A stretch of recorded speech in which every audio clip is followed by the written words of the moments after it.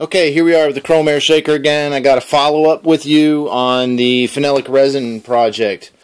If you watched my other video, you know that we took our phenolic resin that was in these nice big chunks like this, and then we crushed those up with a hammer and turned them into smaller chunks, put them through a 10 mesh screen, and then we put that in a ball mill for 2 hours. And then when we've got finished, what we have is this nice phenolic resin powder. In the process of cleaning up after that, I did 2 4.5 ounce runs in my Harbor Freight modified mill. And after cleaning those two with the water that I saved from the cleanup, I then let that sit in a jar and settle out over a 24-hour period. And when it settled, I poured the water off.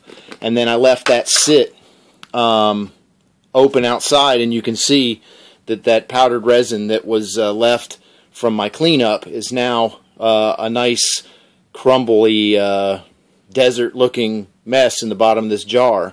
So again, after cleanup, I've managed to salvage all of this. Wanted to show you what we end up with here, and you can see that this is still in a nice powder form, just in chunky powdery. So let me get a towel, and just want to show you that after doing all that, I guess probably the easiest way to do this, after a total of 9 ounces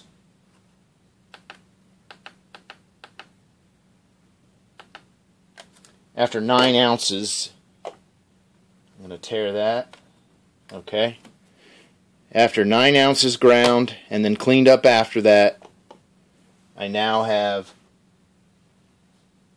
0.628 ounces of resin.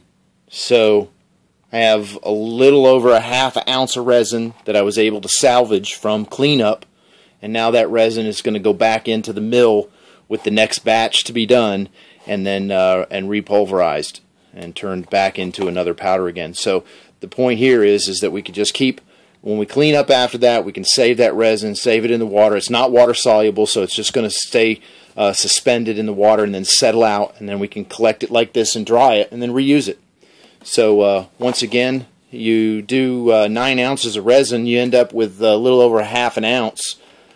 Before too long, you save up enough to make it worthwhile. And every time you do, you decrease the cost that the shaker is. You can do that with a lot of other of your products too. So that was the resin with the Krom-Air Shaker. I'm going to save that for the next time and follow up, and we've got some more videos coming.